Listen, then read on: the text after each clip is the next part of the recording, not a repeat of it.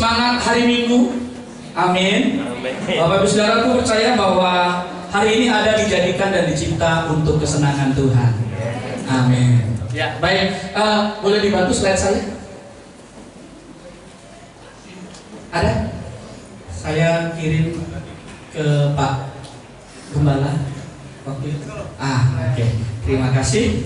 Baik, hari ini kita belajar Bapak Ibu Saudaraku tentang kasih karunia yang mendidik, yang semangat, katakan amin. Amin. Nah, Bapak Ibu Saudara pernah nggak dengar kalimat ini? Enak ya? Enak sekali ya jadi orang Kristen, ya kan? Tinggal percaya kepada Yesus, kemudian diselamatkan. Iya. Lalu ada orang bilang gini, boleh seenaknya berbuat apa saja, kemudian dosa-dosanya diampuni. Nah, pertanyaannya, benarkah demikian? Tidak. Ya, karena ada orang pikir ikut Yesus sekali selamat tetap selamat. Ya. Dan siapa setuju Bapak Ibu Saudaraku? Ya, Kristus menerima kita itu apa adanya. Amin. Amin. Setuju nggak dengan kalimat ini? Setuju. Karena kalau penerimaan Kristus dengan syarat, saya yakin kita semua nggak keterima. Setuju, katakan amin. Amin.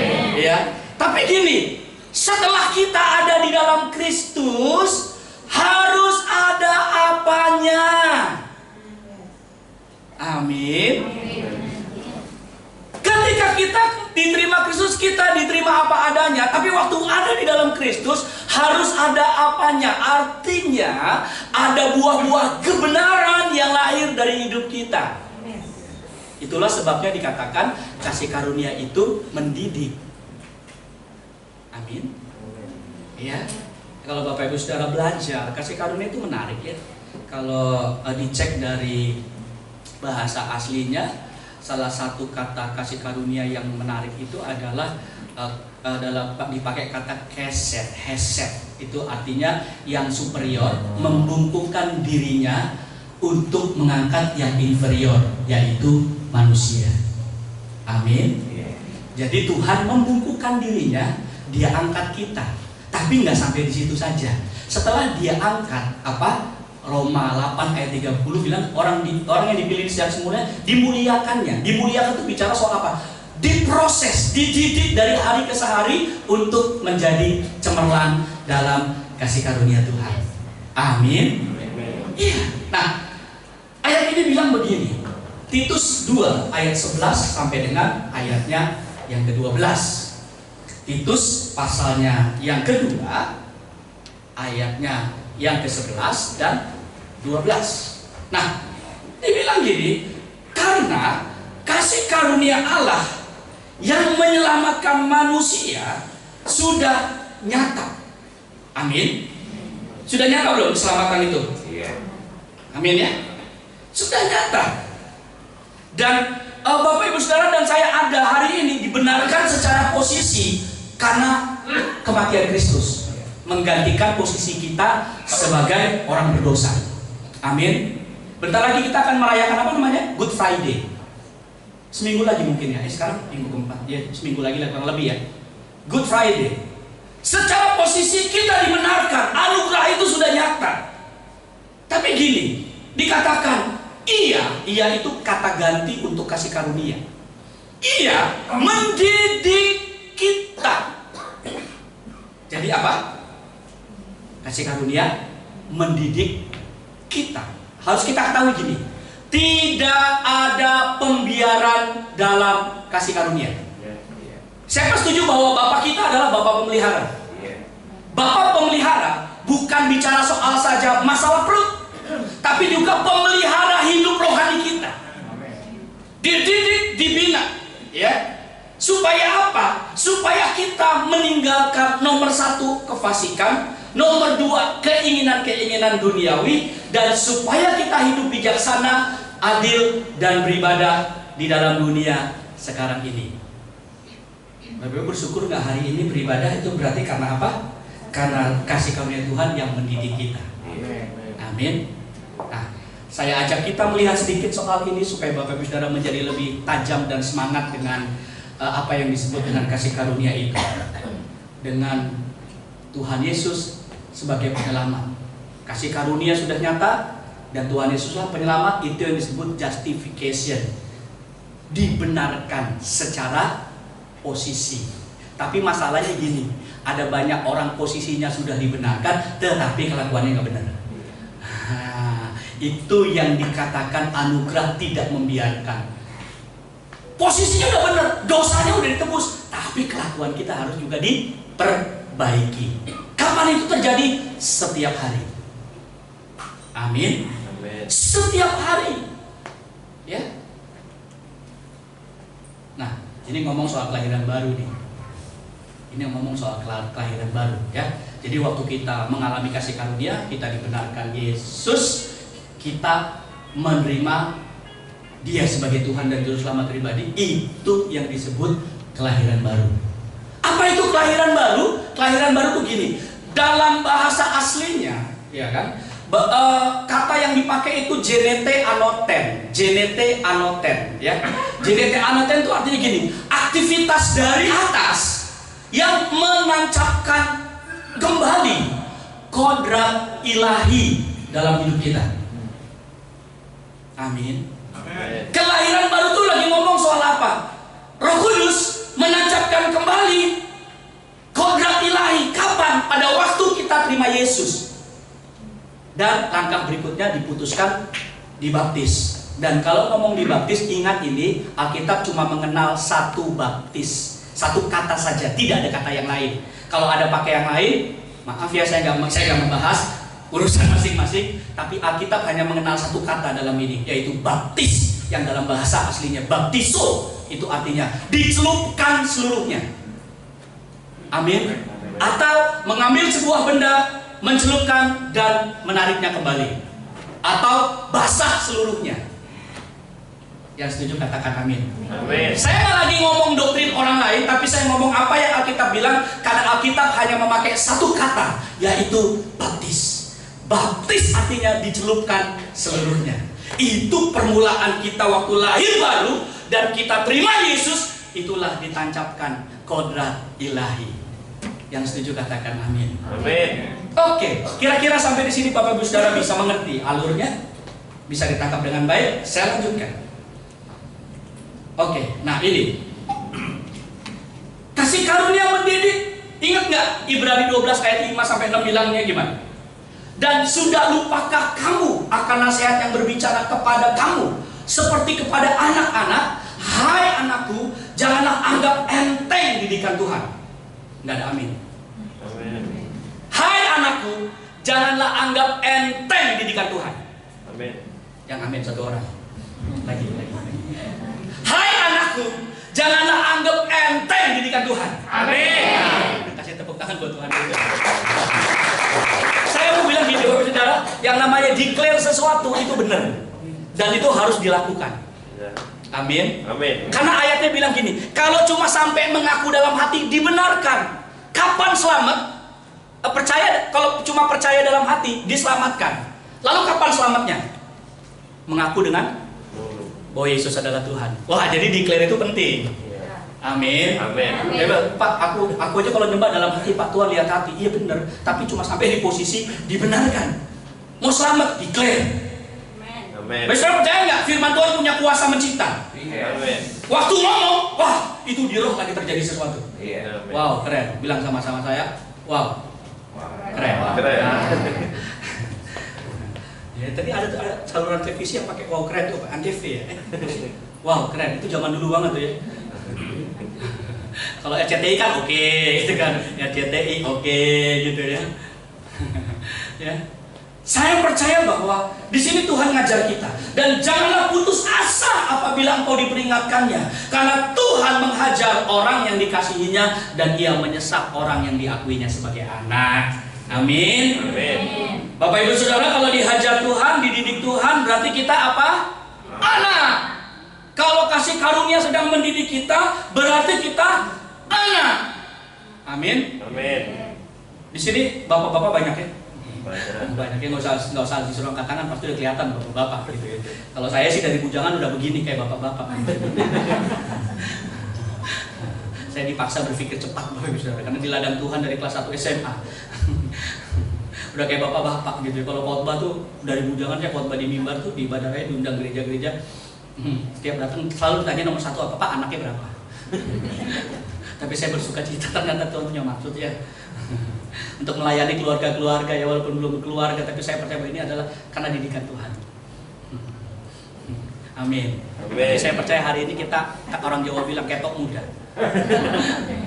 Anehnya ya, semakin umur bertambah anaknya udah ada ekornya, ada istri, ada 2 anak. Oh iya ya, kan kalau wajahnya masih seperti dulu berarti kan saya muda ya. Usianya yang nambah. Sama kita dalam anugerah Tuhan semakin cemerlang. Kasih tepuk tangan buat Tuhan. Tuhan mendidik kita. Nah, menarik, dalam Kamus Besar Bahasa Indonesia dibilang begini. Mendidik itu artinya memelihara dan memberi latihan, ajaran, tuntunan, pimpinan mengenai apa? Akhlak dan kecerdasan pikiran. Jadi waktu kasih karunia mendidik kita, dia sedang memberikan ajaran, dia sedang menuntun kita, dia sedang memimpin kita. Yang semangat katakan amin. Amin. Ya. Ya, bahkan menarik, terus dikatakan di sana gini, pendidikan adalah proses pengubahan sikap. Artinya kasih karunia mendidik berarti sikap kita dirubah. Ingat ya, sikap kita akan berubah pada waktu kita berada di dalam kasih karunia. Enggak ada amin. Amin. Sikap yang mana yang dirubah? Kan yang baik nggak perlu dirubah. Yang harus dirubah adalah yang buruk. Di mana itu tempatnya? Dalam kasih karunia.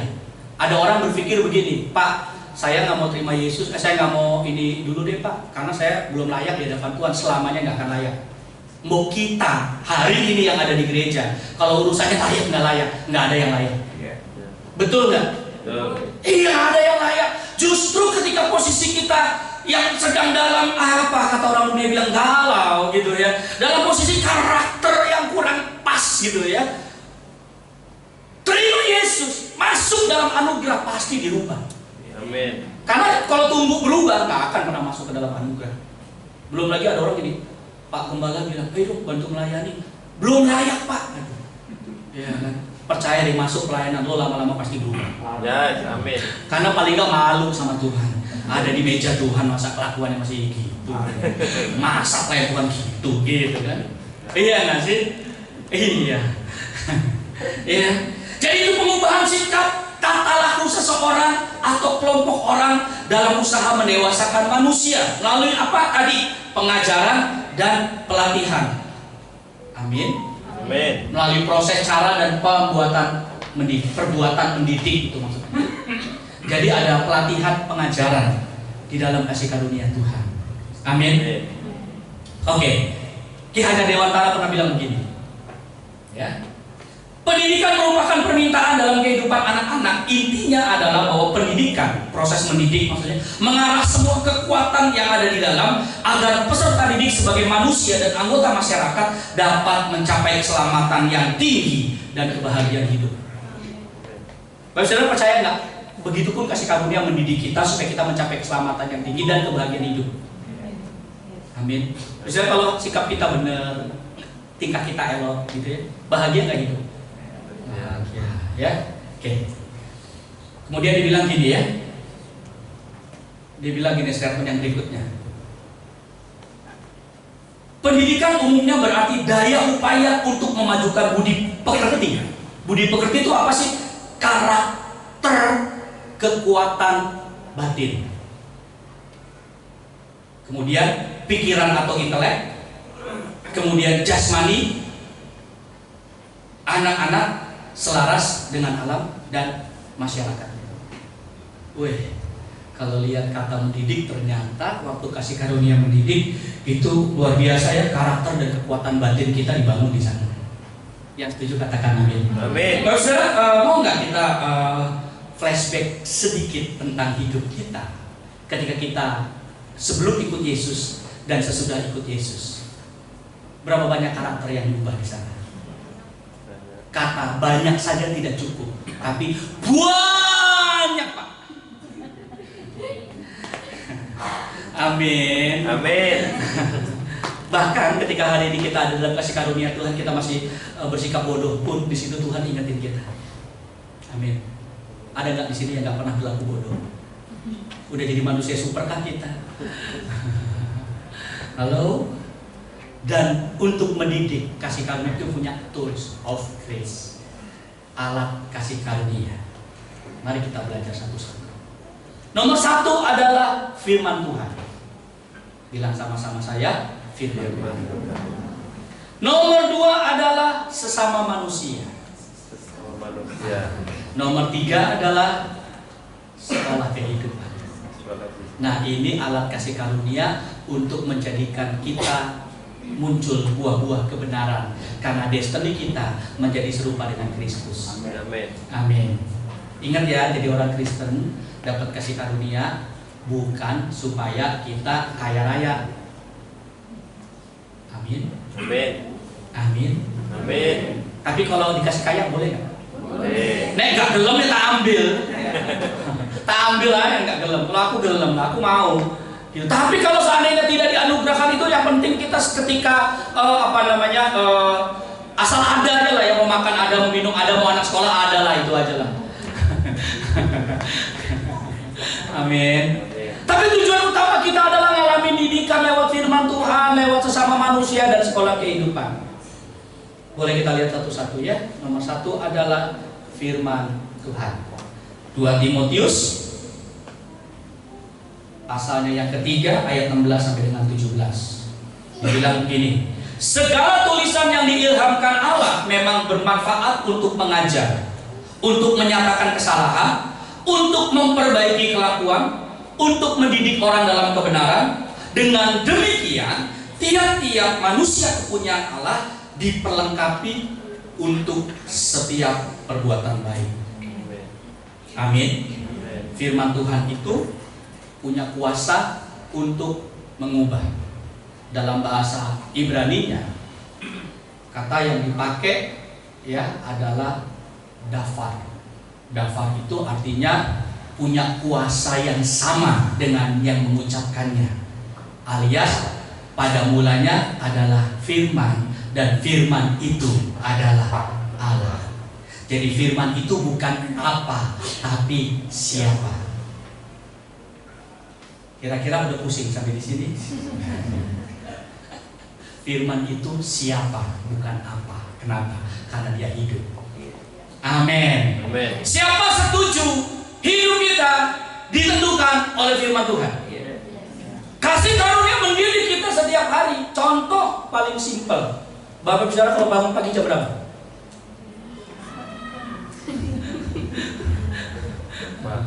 Karena orang Jawa bilang kadang ada orang tidur kebluk, kebok, tidur kebok gitu ya. Siang baru bangun, lupa doa, lupa baca firman. Tuhan didik, amin. Tuhan didik. Pada waktu pagi-pagi benar, Yesus bangun dan berdoa. Pernah baca ayat ini? Ini ada di Alkitab, yakinlah. Saya tidak menipu. Ini lagi ngomong apa? Pada waktu Markus 1:35 dicatat, ini contoh daripada teladan Tuhan kita. Dia bangun pagi-pagi, dia berdoa, dia perlu saat teduh. Itu disebut firman lagi didik kita. Supaya kita nggak jadi anak gampang ya. Enak aja masuk selamat, sekali selamat tetap selamat. Giliran dididik sakit hati. Kan lucu ya. Kita ini, saya bilang kita kenapa mungkin termasuk saya kadang-kadang ya kan. Udah gitu kalau udah salah hilaf katanya. Nggak ada dosa yang hilaf Bapak Ibu Saudara. Nggak ada. Yakinlah orang lakukan dosa tuh tahu itu dosa. Ayo kita waktu di luar Tuhan, waktu lakukan salah, sebenarnya kan tahu ya. Kayak yang suka berantem dah, nabok orang dah. Nabok orang salah gak? Salah. Tapi dulu suka nabok orang kita. Bener gak? Banyak orang sadar yang dilakukan salah, tapi gak punya kuasa untuk tidak melakukan. Karena ada ikatan di bawah alam sadar. Tapi kita orang di dalam Kristus dididik firman, bedanya apa? Kadang-kadang bisa salah juga sih, tapi cepet salah. Ya tapi jangan sampai nabok orang lagi lah ya. Takutnya nanti tuh orang harus tak apa yang kamu tabur itu yang kamu tuai. Tambah keren atau hidup ini jadi perang kan. Oke, firman Tuhan punya kuasa yang sama. Dari mana kita dapat? pribadi. Amin. Amin. Bolehkah kita mendarat sedikit ya? Kadang-kadang orang Pentakosta itu kita kan aliran Pentakosta nih, ya, karena beda lagi dengan karismatik. Ada banyak penjelasan, tapi saya nggak ngomong di sini. Saya lanjut ke sini. Di awan-awan, wow gitu ya. Nyanyinya semangat, bagus nggak? Bagus. Tepuk tangannya semangat, bagus nggak? Bagus. Tapi sayang, males saat teduh. Buka Alkitab kapan? Waktu sekarang.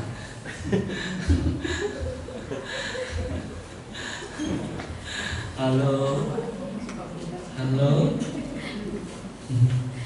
ya, gitu kalau jumpa, wah, kayaknya udah dewa sendiri aja, gitu. Wah, kayaknya udah nggak di lantai, kayaknya kaki udah nggak apa, tapi malu saat teduh. Bapak Ibu Saudara setuju nggak? Dengan siapa kita mengawali hari kita, menentukan kemenangan kita sepanjang hari. Amin. Amin. Kalau Bapak Ibu Saudara mengawali harinya dengan kopi torabika, paling banter nggak ngantuk hari itu. Tapi nggak tahu kalau lagi ngadepin ujian bisa menang atau enggak, nobody knows. Amin. Nggak ada yang tahu. Ya, manusia itu diuji setiap saat. Ayub bilang gini, siapakah anak manusia sehingga ya kan engkau anggap hampir sama dengan Tuhan, memahkotanya dengan kemuliaan, dan kau datangi setiap pagi. Lalu apa? Kau uji setiap saat. Tujuan saat teduh kan dididik firman, supaya waktu diuji setiap saat kita menang. Amin. Amin. Dulu saya sepakat dengan ini. Sesibuk-sibuknya, mari kita sisipkan waktu untuk Tuhan. Pertanyaan saya cuma ini aja, jawab benar atau salah? Salah. Salah. Yang jawab benar? Nggak ada. Nggak ada. Yang jawab abu-abu, tunggu jawaban dari mimbar. Saya dulu bilang, saya pikir itu dulu bener gitu. Saya ngajarin jemaat, kasihlah waktu. Saya kompromi. Nggak ada loh buat Tuhan, nggak ada kasih waktu di tengah-tengah kesibukan. Awali kesibukanmu dengan Tuhan. Amin. Nggak ada tepuk tangan buat Tuhan Yesus. Satu kali selesai khotbah saya ketemu dengan jemaat, dia tanya saya, Pak, saya bisa saat teduh tuh tenang kalau udah jam 10, Pak. Kenapa? Karena pagi saya mesti ngatur anak, ngatur toko, ngantar anak dan seterusnya, jam 10 baru tenang. Saya bilang, boleh sih Pak, tapi sayangnya berarti dari Bapak bangun jam 5 atau jam 6 pagi itu, atau jam 7 sampai jam 10 Bapak kosong. Masalahnya dari 3 jam itu, siapa yang jamin kita akan selamat? Bisa mengerti kira-kira? Kalau hari ini tanya, Pak boleh nggak saya saat teduh supaya dididik firman nih jam 11 siang? Menurut saya sih ya nggak apa-apa. Tapi sayangnya dari bangun pagi sampai jam 11 kan berarti kosong. Pak saya disertai Tuhan, gue bilang mimpi lo. Bener kan? Mimpi bilang disertai Tuhan pagi nggak berdoa. Halo, naif ya? Tapi di sini nggak ada. Oh, nggak apa-apa lah. Jujur modal awal untuk berubah. Saat teduh pribadi. Oke. Ada berapa banyak generasi muda di sini? Boleh lambaikan tangan yang masih bujangan, high quality jomblo. Siapa tahu kita bisa besanan. Karena saya punya anak-anak sudah saya muridkan lama gitu, bukan promosi.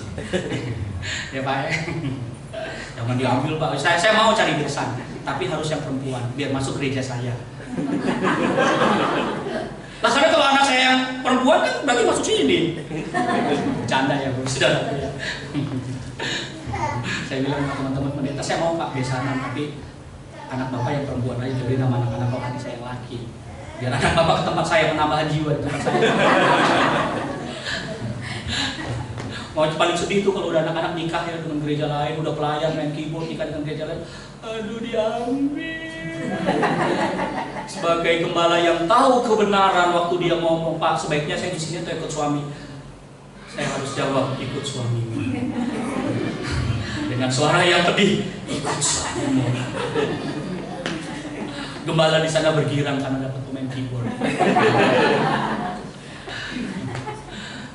Amin. Ya. job ya. Oke, yang kedua adalah mesbah keluarga. Wah. Bapak saudara suka mesbah? Amin. Amin. Ya. Bangun pagi-pagi. Ya kalau mesbah sih sebenarnya sih bebas, yang mau setelah pulang kerja semua ini boleh. Tapi saat teduh sebisa mungkin tadi tuh Markus 1:35 pagi-pagi benar. Kalau mesbah sih bebas ya. Mau sore, mau malam menjelang tidur sama keluarga, atur yang baik lah.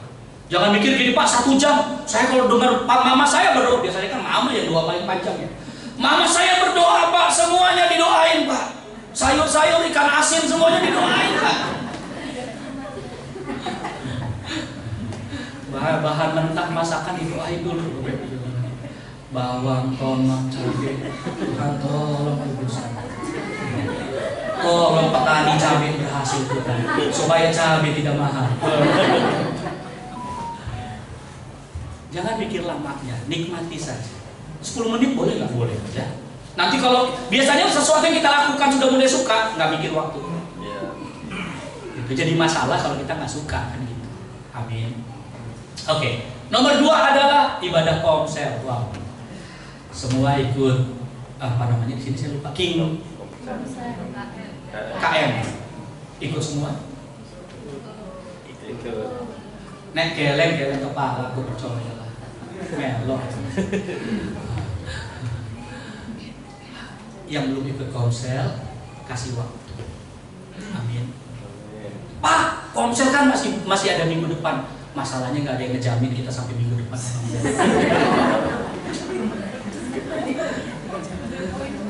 Sok komsel jamin? Nggak ada. Aku aja sebagai hamba Tuhan nggak berani jamin untukku ada apa enggak minggu depan, kecuali kehendak Tuhan.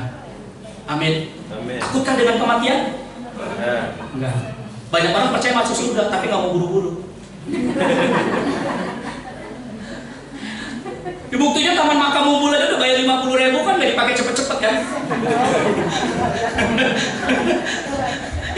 Murah 50.000 per tahun, tapi nggak ada yang mau nempatin cepet-cepet. Amin. Ya. Yang berikutnya adalah ibadah dalam gereja. Ini banyak nih. Gitu ya. Bukan karena mumpung ada waktu, tapi karena memang kita mengkhususkan hari Minggu khusus buat ibadah. Ya. Amin. Amin. Saya bilang gini, bisakah kita hari Minggu dikasih garis bawah merah, tidak boleh ada kegiatan apapun sebelum ke gereja? Bisa nggak? Bisa lah, Bapak Saudara ada di sini, saya yakin lah bisa. Ya besok-besok kapan waktu saya kesini pasti saya lihat lagi orang sini banyak. Dan amin. Amin. Jangan bilang gini Pak, saya kan juga nggak tahu apa bisa kesini apa enggak. Kehendak Tuhan, Pak. Ke gereja pasti kehendak Tuhan. Mau bohongin kok pendeta gitu ya. Ke gereja pasti kehendak Tuhan, Bapak Ibu Saudaraku. Orang bilang begini, benar atau salah? Ke gereja tidak menyelamatkan. Nah, jadi diam kan? Bener nggak? Betul. Tapi ke gereja adalah tanda bahwa kita sudah selamat. Ada tepuk tangan buat Tuhan Yesus. Benar nggak? Kita kan kesini bukan cari selamat kan? Justru karena sudah selamat. Jadi kalau nggak ke gereja, jangan-jangan belum selamat. Bawa pulanglah kalimat ini ya, renung aja. Kalau males gereja, kalau males datang ibadah, ini bukan masalah gereja menyelamatkan atau enggak. Karena salah satu ciri orang yang sudah diselamatkan, ucapan syukurnya adalah pergi ke gereja. Kalau nggak pergi ke gereja, jangan-jangan belum selamat. Kan cuma orang belum selamat aja nggak mau ke gereja. Lah kalau mereka udah selamat, pasti mereka ke gereja dong. Terlepas dari karakternya jelek kan tadi anugerah mendidik, betul kan? Anugerah mendidik di dalam gereja, diajar firman. Di situ kita lagi dididik Tuhan. Amin. Ya, jadi kalau saya khotbah agak keras dikit nggak boleh tersinggung loh. Iya kan? Tersindir boleh, tersinggung jangan. Apa? Tersindir boleh, tersinggung jangan. Iya kan? Iya. Karena kalau nggak tersindir, jangan-jangan juga kita nggak sehat. Iya. Saya sering banget tuh Bapak Ibu Saudara. Padahal sungguh nih, saya nggak mikir ada apa dengan orang-orang yang mendengarkan khotbah saya. Saya nggak tahu kejadiannya. Tapi begitu turun, Bapak tadi nyindir saya ya? Kalau pendeta takut kan bilang, enggak saya nggak nyindir. Saya bilang aja, iya saya sindir. Iya, kan tujuan khotbah saya kan biar kena kepada jemaat dan saya. Jadi saya nggak mau nyindir pun pasti ada saja orang tersindir. Dari sekian banyak saya nggak mengenal dekat Bapak Ibu Saudaraku, tapi pasti kan ada yang kesindir loh. Contohnya yang malas gereja dan kebetulan hari ini ke gereja dengarnya kayak gini.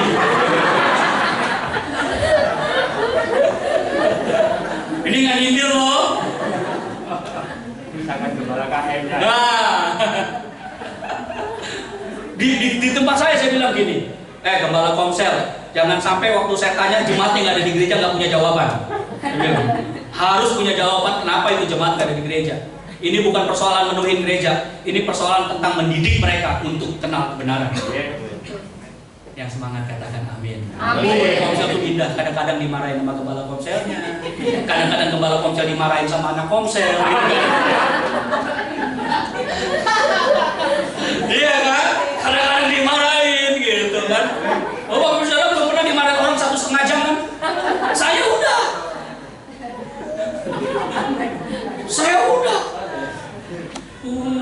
Belum pernah difitnah kan? Yang layani baik-baik aja difitnah, Bapak Ibu Saudaraku. Dia bilang gini, saya dibilang gini waktu itu, Bapak ini pendeta cabul. Cabul dari mana saya bilang? Cuma gara-gara apa? Saya menangin wanita simpanannya dia. Saya layani sama istri saya, wanita simpanannya berdoa di bertobat. Bapaknya nggak mau balik sama istrinya. Wah, dia macam-macam fitnah. Apa-apa saya bilang. Habis dia marah-marah, saya tatap dia dengan tatapan kasih. Terakhir dia marah-marah, dia peluk saya. Dia minta ampun, nangis. Pak, ampuni saya. Kalau tahu Bapak orangnya adem gini. Dia bilang, saya ngomong dari dulu aja sama Bapak. Udah mati gue, maksud lo setelah 1,5 jam lo omelin gue, lo bilang gue adem gitu. Lo pikir lalu 5 muda gue gak bergejolak gitu. Ini bergejolak Pak gitu. Tapi Roh Kudus itu peluk saya. Saya doain gak mau, Bapak Ibu Saudaraku. Dia bilang, gak usah didoain Pak, saya yang berdoa buat Bapak. Wih. Ini kan namanya didikan dalam gereja, kan orang macam-macam ya.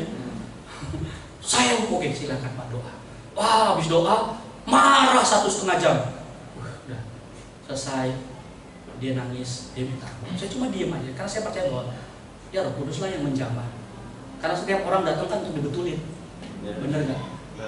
Ada tuh lagu lama tuh Kidung Jemaat, yang rusak kau dibetulkan dengan penuh kasih sayang. Aduh, kalau nyanyi lagu itu meleleh hatiku deh. Ya karena dulu kita rusak ya Pak Bu ya, rusak ya, dibenerin sama Tuhan oleh kasih karunia. Lewat ini tadi firman Tuhan, dari mana kita dapat? Saat teduh, mesbah keluarga, ibadah Komsel, ibadah dalam gereja. Nah, nanti habis ini Gembala Komsel samperin jemaat yang belum. Haleluya. Nah, yang berbahagia kan bukan hanya yang mendengarkan, tapi yang melakukan firman Tuhan. Nah, kasih dong tepuk tangan buat Tuhan Yesus.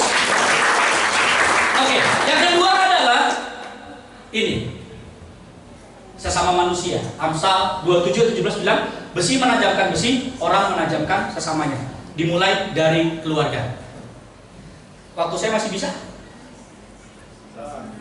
Ya, kasih tanda ya. Kasih tanda. Oke. Oh ini. Oke. Itu berarti 6 menit, 15 detik lagi. Oke, mudah-mudahan 6 menit ini selesai. Sesama manusia dimulai dari keluarga. Siapa yang datang sini bersama dengan suami istri? Boleh lambaikan tangan?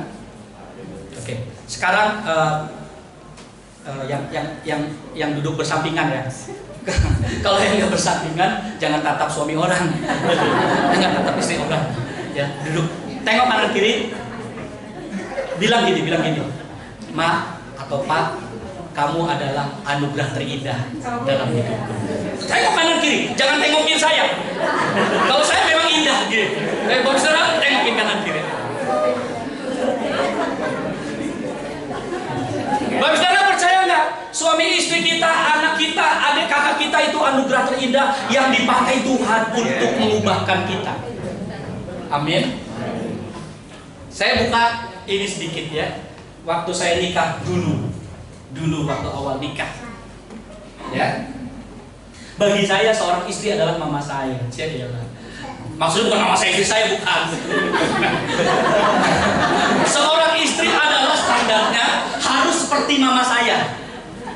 Karena pikiran saya gini, karena dari remaja saya sudah di ladang Tuhan, pengen dong Tuhan pulang khotbah, ya kan, udah ada yang nyiapin kopi, udah ada yang masakin, ya, mau berangkat baju udah disetrikain, gitu ya.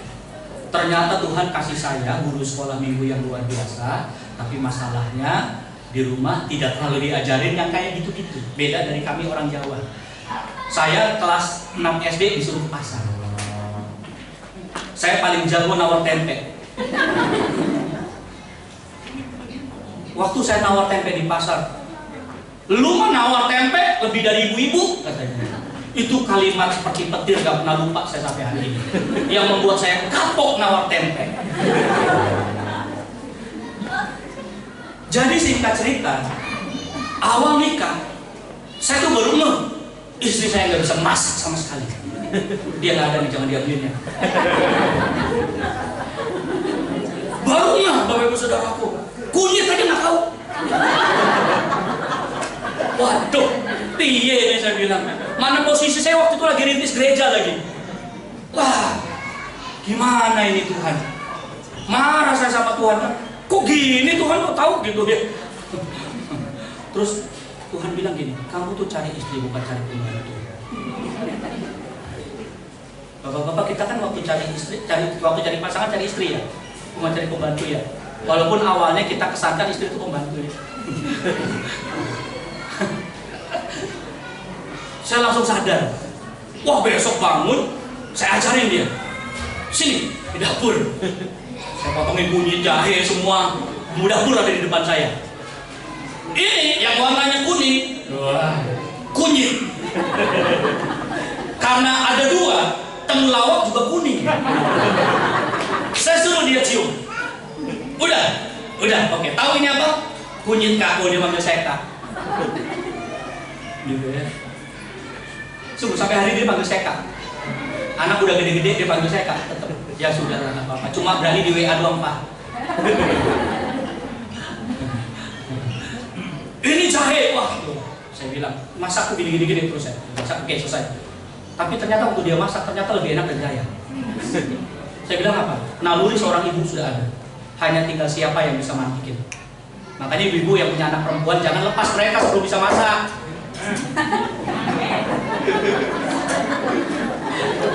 Percaya nggak gara-gara masakan orang bisa cerai loh?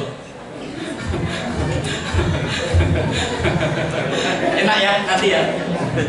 Tanya deh sama gembala, belajar dah. Percayalah itu. Kalau lagi cinta-cintanya, baru nikah, nggak apa-apa. Nanti kalau udah capek-capek, kapan sih gue bisa masak gitu ya? Bagus kalau ketemu hamba Tuhan yang pengertian.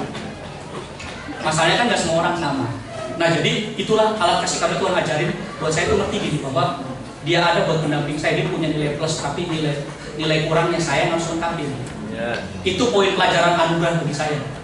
Bener nggak? Dia kurang memang, saya juga punya kurang kok. Karena saya orang perfeksionis kan awalnya. Tapi dengan dia saya belajar gini. Seperti Tuhan itu loh, berkasih karunia dia mengumpulkan diri. Dia belajar. Biar sama rendah deh. Biar sama-sama rendah, kemudian sama-sama naik. Yeah. Para suami istri katakan amin. Amin. Jadi jangan ngotot-ngototan. Wah, saya gaji lebih besar. Istri, saya gaji lebih besar. Nggak usah lah, semua anugerah. Wes gabungin aja lah. Makan bareng-bareng. Dan jangan lupa perpuluhan. Wah. Enggak ada pesan sponsor. Saya cuma bercanda aja. Oke, keluarga. Amin. Karena potensi paling menyakiti paling dekat itu kan orang terdekat. Di mana? Keluarga. Aneh rasanya kalau kita tersakiti dengan Pak Satpam di luar sana. Nggak kenal gitu loh. Sakit hati aku dengan siapa? Dengan Satpam di depan.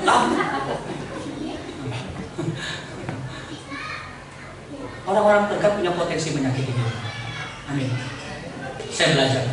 Bapak Ibu tahu, awal-awal pernikahan kami jadi curhat. Saya tuh kalau mau melodi saya di depan orang banyak, depan pengerja, nggak suka kayak dengan cara kamu seperti itu. Gitu saya dihajar Tuhan untuk benar-benar saya tahu itu pendamping. Pengerja datang kepada saya sambil nangis. Saya kasihan dan ibu karena bapak kalau ibu selalu orang nangis saya. Nah kayaknya Tuhan nampar saya, mukul saya. nangis saya sejadi-jadi, saya peluk istri saya minta ampun. Sampai hari ini saya sekesel apapun, saya tidak pernah ngomelin dia di depan orang lain. Bapak-bapak jangan pernah marahin istri di depan orang lain. Bapak-bapak nggak ada adil. Amin. Ada yang sudah lakukan, ada yang mikir gini, kalau amin nanti saya dituntut lakukan. Bisa, bisa. Amin. Amin. Ya ibu-ibu juga jangan ngomelin bapak di depan orang banyak. Pak, bersihin tuh pampers anak ya. Ya bisikin aja kalau mau minta, kalau bantu. Manis nggak sih kalau gitu? Saya sampai hari ini sama istri saya masih pakai kata tolong loh. Ya, Pak tolong kopi dong. Harusnya kan nggak usah minta kan dikasih ya. Tapi saya tetap pakai kata tolong. Kenapa? Karena itu membuat saya belajar. Duh, lewatin itu susah loh Bapak Ibu Saudaraku. Laki-laki. Iya nggak? Kan rumusnya gini. Nomor 1, laki-laki selalu benar. Nomor 2, kalau laki-laki salah, lihat peraturan nomor 1. Tapi di sini nggak ada, semua pria sejati. Amin. Yang jadi imam yang baik. Dan istri-istri pun yang doa. Amin. Oke, yang kedua adalah penggembalaan dalam gereja. Weh, Bapak Saudara pernah tersinggung dengan gembalanya? Pelan-pelan aja ngomongnya nanti ya. Pernah nggak? Karena ini proses besi menajamkan besi kan, anugerah. Saya mau bilang gini, kalimat ini, Bapak Ibu Saudara, kita tidak bisa pilih siapa yang Tuhan pakai untuk membentuk kita. Nomor 1. Nomor 2, kita nggak bisa pilih caranya Tuhan mendidik kita. Amin. Kalau ketemu sama bapak ini, bapak saya nih Pak Teguh ini kan orang lembut banget ya, enak banget gitu kalau ngomong ya. Kalau ketemu saya, itu nggak ada di gereja, nah, gitu. Naluri gairah saya pengen jemaat gereja. Kadang-kadang caranya berlebihan. Kata Tuhan, rubah gitu kan? Iya Tuhan siap. Tapi pernah nggak kita tersinggung? Kan pernah kan? Kan nggak mikirin ya kalau gembalanya yang susah nggak dipikirin, tapi giliran gembalanya yang didik keras dikit, jemaat biasanya ada yang tersinggung. Iya kan? Ada yang tersinggung. Ada satu jemaat gini, saya tersinggung dengan khotbahnya Pak Yohan, gitu ya. Nyindir saya, terlalu nyindir saya, gitu kan. Lah, saya nggak tahu Bapak kenapa, gitu kan. Kabur dari gereja. Tapi ada lagi yang gini, waktu pertama kali saya dengar khotbahnya Pak Yohan, saya bilang Pak Yohan so tahu. Ya nggak apa-apa, Pak, kan Tuhan yang maha tahu ya kasih tahu. Saya bilang, Pak Yohan so tahu. Tapi setelah berulang-ulang saya dengar, ternyata saya renungkan di rumah yang Bapak bilang benar. Dan hari itu dia jadi anak komsel saya.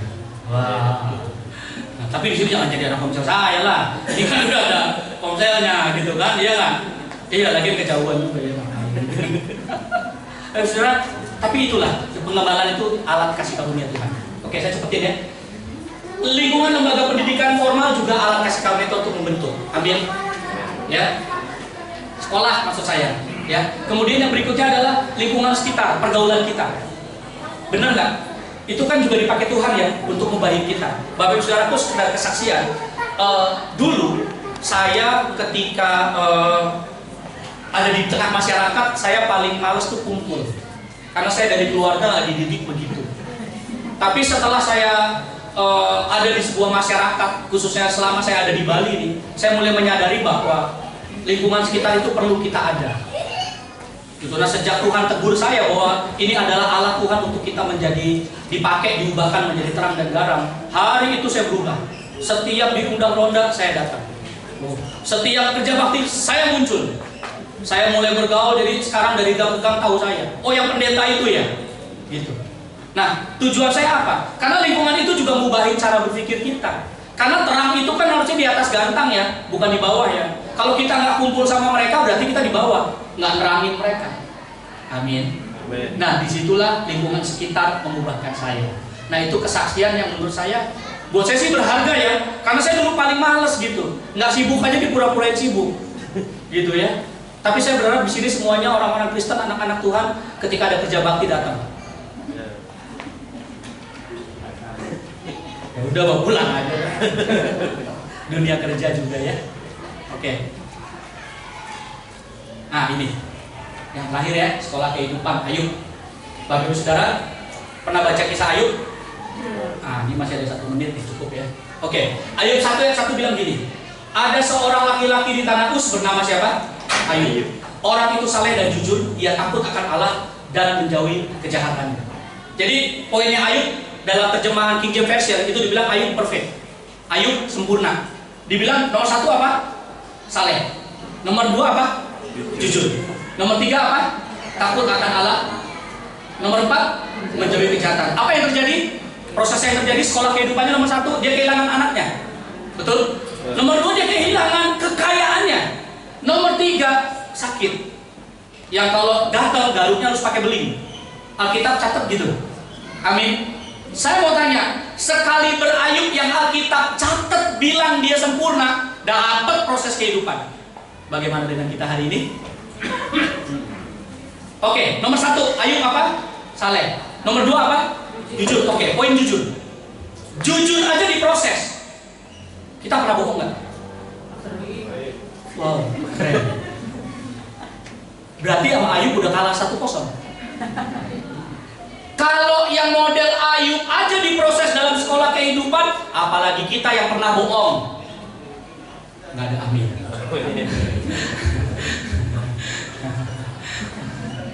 Iya nggak sih? Ini saya ajak main logika aja. Ayub aja yang dibilang sempurna, sekolah kehidupan dia lewati. Saudara percaya nggak sih dalam hidup ini? Tuhan itu nggak pernah tertarik terlalu cepat menyelesaikan pergumulan yang kita doakan. Tapi dia tertarik mengubahkan apa yang ada di dalam kita. Amin. Oke, saya ajak flashback kisah dalam kitab Markus. Matius juga mencatat waktu Yesus mengutuk pohon ara. Pernah dengar? Pernah dengar lah ya, kalau enggak keterlaluan gitu ya. Jadi Kristen berapa puluh tahun kisah ini nggak tahu. Yesus mengutuk pohon ara. Waktu dikutuk pohon aranya kering nggak? Kering. Singkat cerita, kalau percaya saja pasti terjadi kan gitu ya. Kemudian dikatakan di bawahnya gini. Kalau kamu doa, tuh suruh ampuni dulu sesamamu manusia. Bener nggak? Ada ayatnya gitu ya.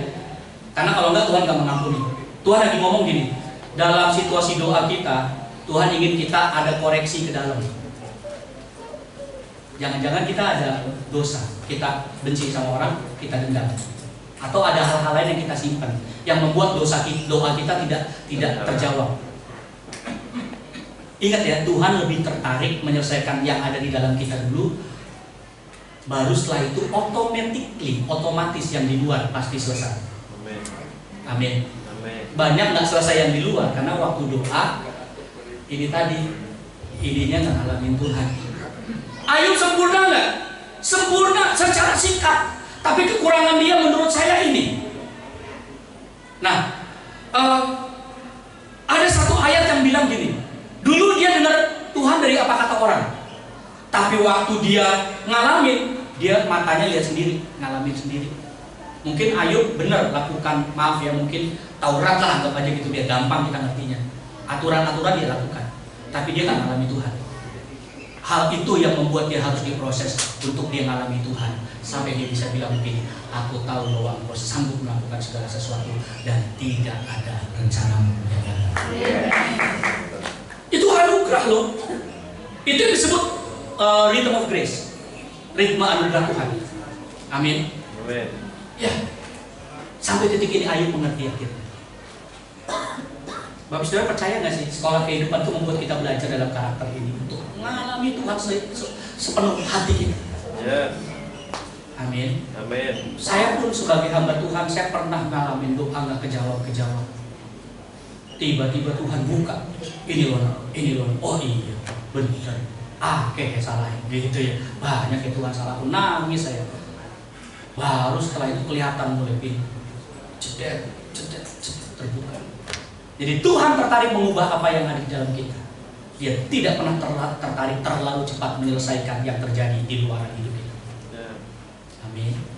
Saya tutup dengan ini. Ya. Tujuan kasih karunia mendidik harus kita sadari, kesimpulannya adalah supaya kita tinggalkan kefasikan dari ayat yang tadi.